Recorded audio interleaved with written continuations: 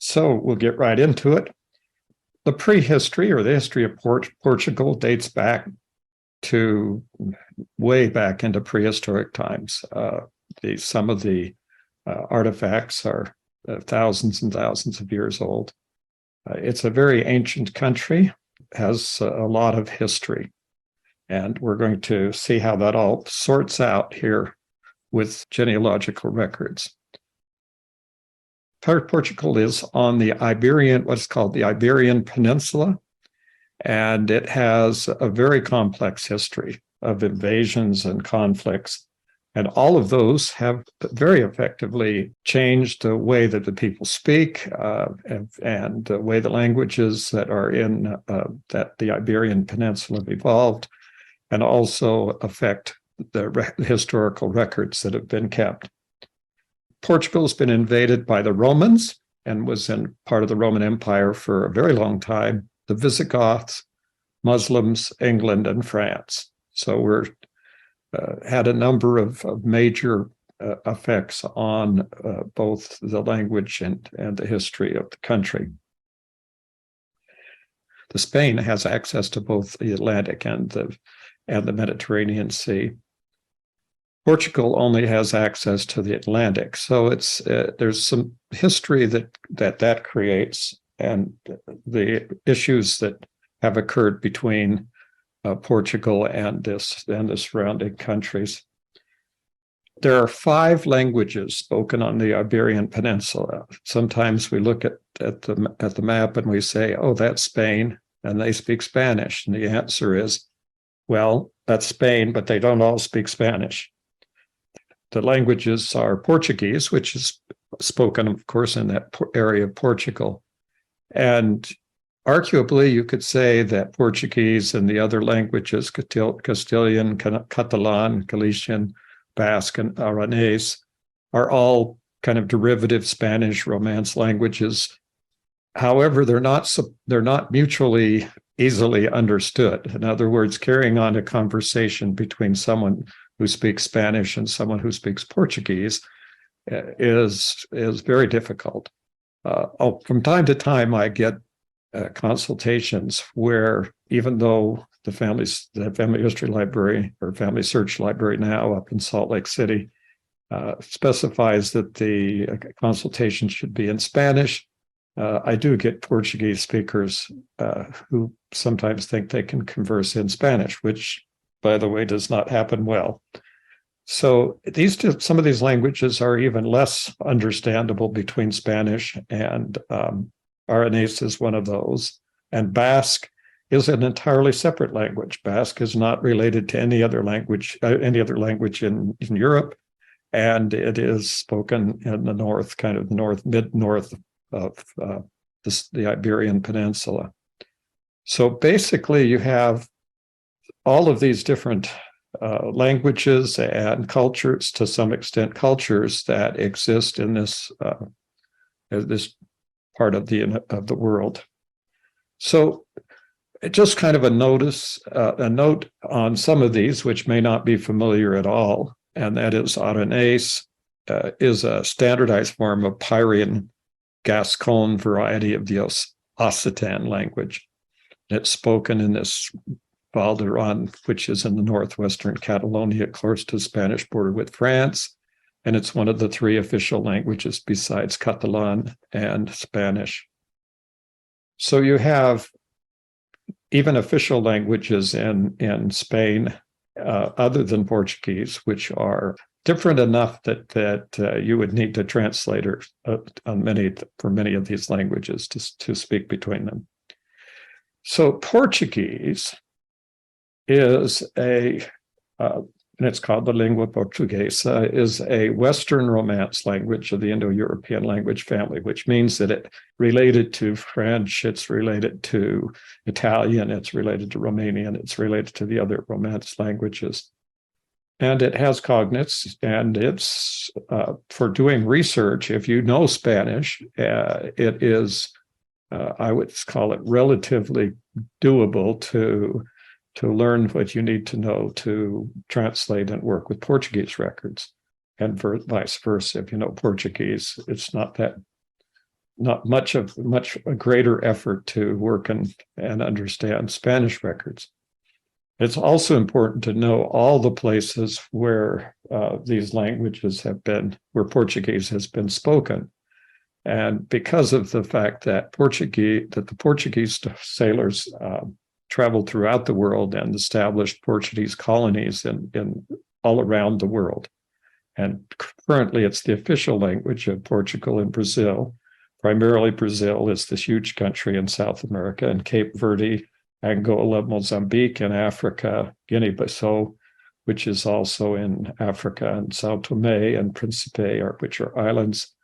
And it's also the language has a co-official status in East Timor, Equatorial Guinea, and Macau. So there's lots of places around the world. And a Portuguese speaker is referred to as somebody who is a lusophone, meaning they speak Portuguese. And that's important when you're doing this kind of research, because you can get a lot of different places. Your ancestors could have come from any one of those places and have spoken Portuguese. And so that may be surprising that they came from Africa and spoke Portuguese, or from different parts of the Indonesian world and Asian world. Portuguese gained its independence from Spain in 1128, when they began that process in 1128, and ended with the defeat of Castile in 1385. So it took pretty much over 100 years or so of warfare before Portugal established itself as a country separate from Spain. And so this is a very important thing, because if you go back into that time period, it's very possible that the records would become primarily Spanish records, because Spain was the ascendant power at that time. So here's a map that kind of shows you the outlines of the different areas of Spain as they existed back in the 1300s. Now, it's important to understand the history of each of the countries where you do your research. The reason that it seems to be obvious once you begin to understand the history, but it's something that a lot of people overlook. They think they can just go in and look for records, and it doesn't matter really much what the history was. The problem is that the location of where the records are kept is governed entirely by the jurisdictional historical history of the country. So because Spain was, say, fragmented into various, what we might call their own countries, individual countries, and only became consolidated in 1492, then almost entirely during the hundreds of years of history was involved with some level of warfare. It's also important to understand that during the period of time before, in the early 1300s, and part of the issues that were going on was that Spain was facing an invasion by the Moors, or would be called Arabs today, by the Arabs from Africa across the Straits of Gibraltar, and that the Arabs actually conquered clear up into France before they were driven back. They held on to the southern part of Spain until it was consolidated by Ferdinand Isabella in 1492. So there's some other very important things that happened about that time that I'll talk about in a little while. So beginning in very early times, the Portuguese have been sailors and traders for an extensive period of time. But in 1488, Bartolomeu Diaz rounded the Cape of Good Hope. Now, the Cape of Good Hope is the long point down at the end of Africa. And up to that point in time, that part of the world had not been explored extensively by Europeans. And it was unknown how far the land went. And so he sailed south until he could sail west, and then began the process of sailing north until he ran into some more land. So he had rounded that, and that, of course, opened up a tremendous amount of trade routes between India and China and the European countries, and that was quickly taken advantage of by the Portuguese explorers. And then from 1497 to 1499, Vasco da Gama, on subsequent voyages, discovered India and places east, and so this became a very important part of Portuguese history, that the expansion of what became the Portuguese Empire.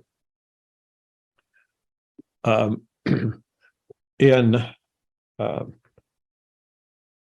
Pedro Alvarez Cabral sailed out of Portugal at about that time and tried to reach India, and he was blown off course and ended up crossing the entire Atlantic Ocean and landing in Brazil. And there was subsequent conflict between Portugal and Spain as to which part of South America was owned by the Spanish Empire and which was owned by the Portuguese Empire, and that it was settled finally by the Pope, who divided the two countries and gave Portugal what is now the major part of what is now Brazil. There's some important dates that also affected how the records were kept and where the records came from. So, for example, in 1807, Napoleon invaded Spain and thereby Portugal, and installed his son on the throne of Spain. And so that became part of the Napoleonic Empire. Of course, Napoleon's empire only lasted a relatively short time, but the impact of Napoleon's empire was that Napoleon imposed a duty to report records and record records of people. So up to this point in time, into 1800s, the primary way of recording records was done by the church, by the Catholic Church in Portugal as well as in Spain. But when Napoleon came, he instituted what was called civil registration. And so all the countries of all the Spanish-speaking and Portuguese-speaking countries and many other countries in Europe began the process of keeping records by the government, or civil registration records, apart from the church records, primarily due to the fact that Napoleon had started this particular practice. And so you'll find dates extending from the early to the late 1800s for the start of the date of recording information. So, for example, in the countries of South America, around 1850, you'll find each of the countries beginning some form of civil registration. These are very helpful because the Catholic Church recorded baptisms and not births, and marriages and burials, but not death records. So when you have only the church records, you very, very seldom get a birth date, an actual birth date. You get a baptism date, and you almost never get a death date. You get a burial date. Whereas Napoleon's under the Napoleonic civil registration, they recorded births, marriages, and deaths. So when you get to the mid-1800s, generally speaking, then you'll have a form of records that shows birth, deaths, marriages, baptisms, and burials. You'll get all of those potentially all of those kinds of records from the countries that have adopted this form of recording their records. This is true for all of Central and South America. Every country in Central and South America at some point in time has adopted, including Brazil, has adopted civil registration and has maintained Catholic church records all the time. And the Catholic churches remained predominant in all of those countries, and in Spain and in Portugal. In 1910, the Portuguese founded the Republic.